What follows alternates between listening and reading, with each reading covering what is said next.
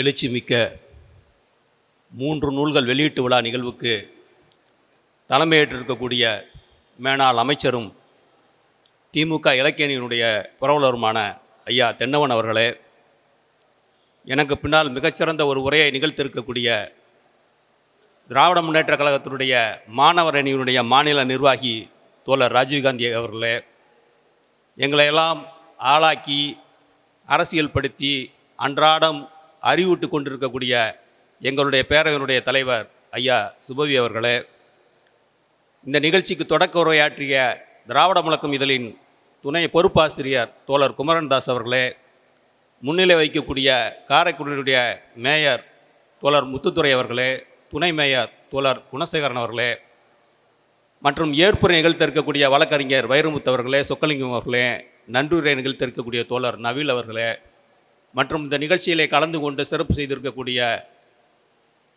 தோழர் பிராட்லா அவர்களே, ஐயா செல்வ முடியரசன் அவர்களே, மற்றும் நிறைய பேர் இங்கே இருக்கீங்க. யார் பேரை சொல்லலைன்னா வருத்தப்பட்டுக்காதீங்க. ஏன்னா நான் இந்த நிகழ்ச்சியில் நானும் ஒரு பார்வையாளராக தான் கலந்துக்கிறதுக்காக வந்தேன். உண்மையில் இந்த உரையை, இந்த நூல் பற்றியான உரையை ஆற்ற வேண்டியவர், எந்த பெயரை சொன்னால் திண்டுக்கல் மாவட்ட திராவிட முன்னேற்ற கழகத்தினுடைய தொண்டர்களுடைய நாடி நரம்புகளிலெல்லாம் புது ரச்சம் பாய்ச்சப்படுமோ, எந்த தலைவனுடைய எந்த தொண்டருடைய பெயரை சொன்னால், எந்த மனிதனுடைய பெயரை சொன்னால் திண்டுக்கல் திராவிட முன்னேற்ற கழகத்தினுடைய இளைஞர் அணி சிட்டாக வேலை செய்யுமோ, அந்த 3 எழுத்து மந்திரம் ஐபிஎஸ் அவர்தான் இந்த உரையை ஆற்ற வேண்டும். தவிர்க்க இயலாத காரணத்தால் அவர் வரவில்லை. நான் உங்களைப் போல ஒரு பார்வையாளராக வந்தவன் தான். எப்படி கல்யாண வீட்டில் அறுசுவை உணவுகள்லாம் படைச்சி கூட்டம் அதிகமாகி தீர்ந்து போனால் அவசரத்துக்கு ஒரு உப்புமா செஞ்சு பரிமாறப்படுமோ, அப்படி அந்த உப்புமாவில் சுவை இல்லாமல் இருக்கலாம் நீங்கள் எதிர்பார்த்தது. ஆனால் கொஞ்சம் பசியாரும். அதுபோல தான் என் உரையும் இருக்கும். நீங்கள் எதிர்பார்த்தது ஐபிஎஸ்னுடைய உரை, ஆனால் நான் வேடசுந்தர் ரவி தான் பேசுகிறேன். உண்மையில் கவிதைக்கு, தமிழ் இலக்கண வரலாற்றிலே கவிதைக்கு ஒரு மிகப்பெரிய ஒரு இடம் இருக்கிறது. தோழர் வைரமுத்துடைய இந்த திராவிடம் என்ற நூலை நான் இப்போ வந்து தான் பார்த்தேன். கவிதைக்கு எவ்வளோ பெரிய ஒரு வீச்சு இருக்குங்கிறது தமிழ் இலக்கிய வரலாற்றில் ஐயா தென்னவன் இருக்காங்க, அவங்களுக்கு மிக தெளிவாக தெரியும். நான் எனக்கு ஏற்பட்ட ஒரு அனுபவத்தை சொல்கிறேன். நான் வைரமுத்துடைய கவிப்பேரரசு வைரமுத்துடைய கவிராஜன் கதை நூலை மதுரை சர்வோதய இலக்கிய பண்ணையில் வாங்கிட்டு திண்டுக்கல் பேருந்தில் ஏறி உட்காந்து கிளம்பி நான் போகும்போது, திண்டுக்கல் பேருந்து நிலையத்தில் இறங்கி முடிக்கும் போது நான் படிச்சிருந்த பக்கங்கள் மொத்தம் 10 தான். 10 பக்கம் தான் நான் படிச்சிருக்கிறேன். ஒவ்வொரு சொல்லும் நம்மளை அப்படியே கட்டி போடும். அவ்வளோ ஒரு ஆளுமை எழுத்துக்கு, அதுவும் கவிதை எழுதும்போது அந்த எழுத்துக்கு ஒரு புது வீச்சு வரும். இன்னும் சொல்ல போனால், நாடறிந்த பேச்சாளர், நல்ல தமிழ் பேச்சாளர் ஐயா எங்களுடைய பேரனுடைய தலைவர் ஐயா சுபவி அவர்களை பற்றி உங்களுக்கு தெரியும்.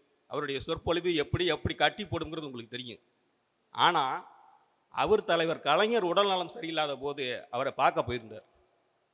அப்போ பக்கத்தில் இருந்த அண்ணன் துரைமுருகன், அவர் தான் நினைக்கிறேன், என்னுடைய நினைவு சரியாக இருக்கும்னா, அல்லது இன்றைய முதல்வராக இருப்போ, யாருன்னு எனக்கு சரியாக தெரில, முதல்வராக இருக்கும்னு நினைக்கிறேன். அவர் சொன்னார், ஒரு கவிதை சொல்லுங்கள், தலைவருக்கு அதில் ஒரு கவிதையை சொல்லுங்கன்னு.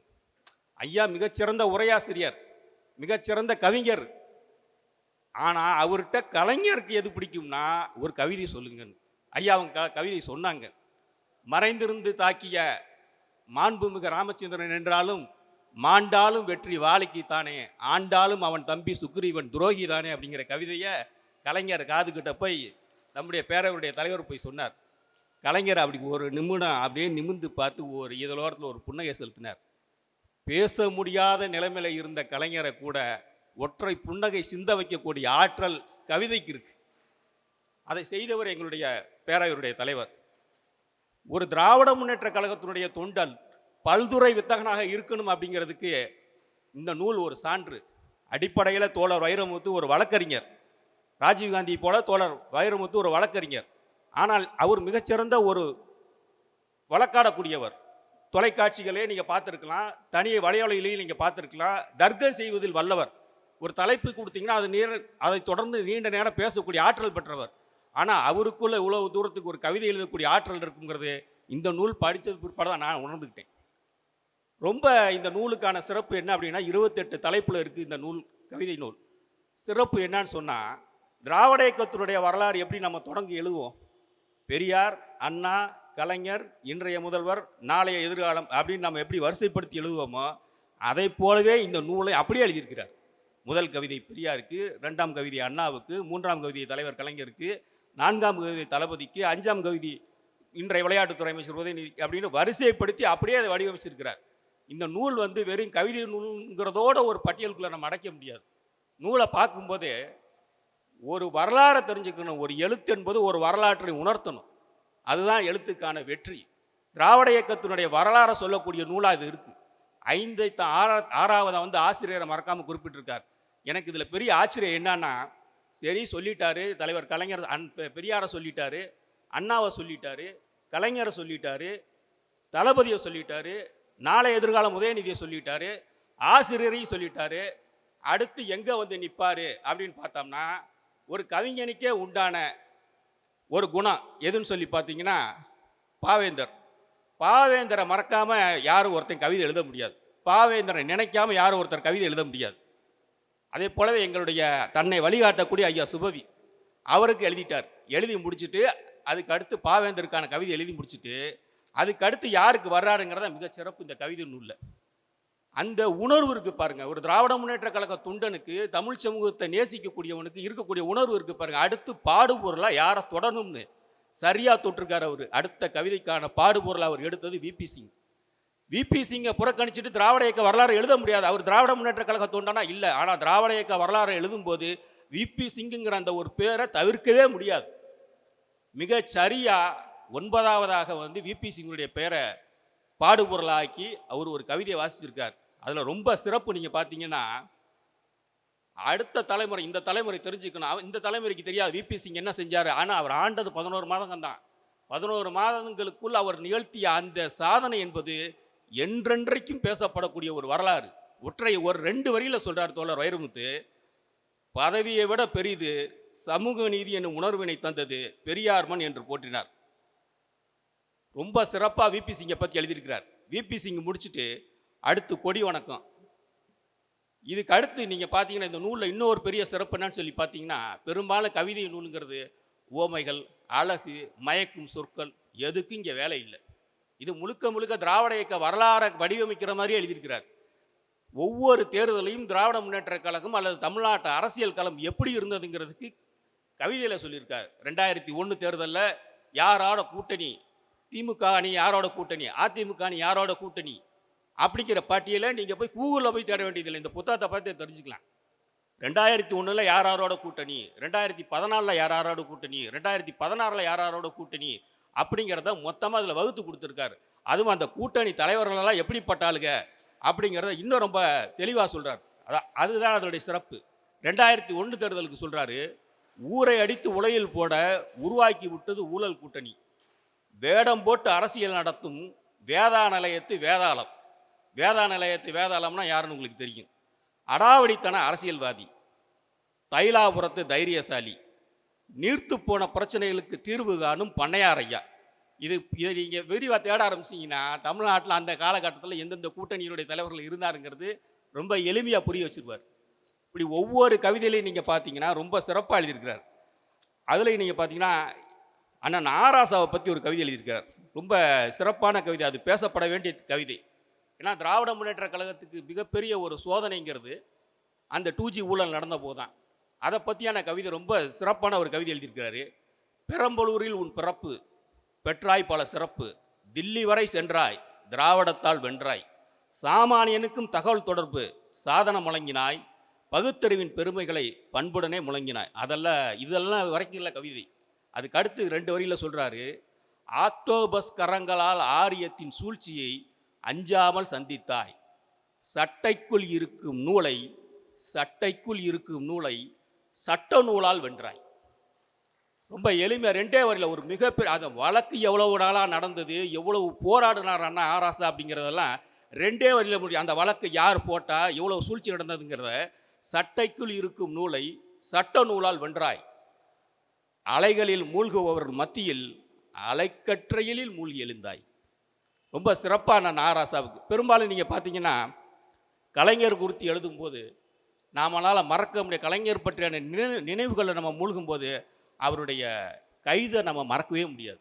ஒவ்வொரு திமுக தொண்டனும் அவனுடைய நினைவு கடைசி நிமிடம் அவனுக்கு நினைவு இருக்கிற வரை மறக்க முடியாத ஒரு நிகழ்வு எதுன்னா கலைஞருடைய கைது நடவடிக்கை. அது குறித்து எழுதியிருக்கார். எவ்வளவு வேதனைப்பட்டோம், எவ்வளவு துன்பப்பட்டோம், அவருக்கான உணர்வு என்ன. இப்போ நாங்களாம் வந்து ப்ரிவென்டிங் அரெஸ்ட்டில் எங்கள் வீட்டுக்கு முதல் முறையாக காவல்துறை வந்தது அந்த காலகட்டத்தில் தான் வந்தது. முதல் முறையாக காவல்துறை எங்களை தேடி வந்தது வீட்டுக்கு அதுக்கு தான். அதே போல் அவருக்கு ஏற்பட்ட அனுபவத்தை அந்த கவிதையில் எழுதியிருக்கிறார். பெரும்பாலும் கவிஞர்களுக்கு வந்து மண் மேலே ஒரு தனி பற்று இருக்கும். மண் மேல் பற்று இல்லாத கவிஞனே இருக்க மாட்டான். தன்னுடைய எந்த இடத்துக்கு எழுதினாலும் அவங்களோட மண் மேலே ஒரு தனி பற்று இருக்கும். அவங்க ஊரில் இருக்கக்கூடிய மதுரை மண்ணில் கலைஞருடைய சிலை எழுந்ததை பற்றி எழுதியிருக்கிறார். தன் நெஞ்சில் நின்றார் நிலையாக, எம் மதுரையில் எழுந்தார் சிலையாக, பொற்கால ஆட்சி தந்த பொன்னான தலைவருக்கு பொது இடத்தில் இதுவே முதல் சிலைன்னு எழுதியிருக்கார். இந்த இடத்துல தான் நான் ஒரு திருத்தம் சொல்லாமல் இருக்கேன். பொது இடத்தில் முதல் சிலைன்னு எழுதியிருக்காரு. முதல் சிலை வைத்தது தலைவருக்கு திராவிடர் கழகம்தான். பெரியாருடைய வேண்டுகோளின் ஏற்று அன்னை மணியம்மையாருடைய தலைமையில் குன்றக்குடியார்களால் சென்னையில் திறக்கப்பட்டது முதல் சிலை தலைவர் கலைஞருக்கு. அது தவிர்க்க முடியாத காரணங்களால் எடுக்கப்பட்டது. ஆனால் மதுரையில் வைக்கப்பட்ட முதல் சிலைன்னு எழுதியிருக்கிறார். ரொம்ப பாராட்டப்பட வேண்டிய கவிதையாகவும் அது எழுதிய மண் பற்றோடு அந்த கவிதை எழுதியிருக்கிறார். திராவிடம் வென்றதுங்கிறது இந்த நூலுக்கான தலைப்பையே ஒரு கவிதைக்கான தலைப்பாக வச்சு எழுதியிருக்கிறாரு. அற்புதமான 4 வரியில் சொல்லியிருக்கிறார்.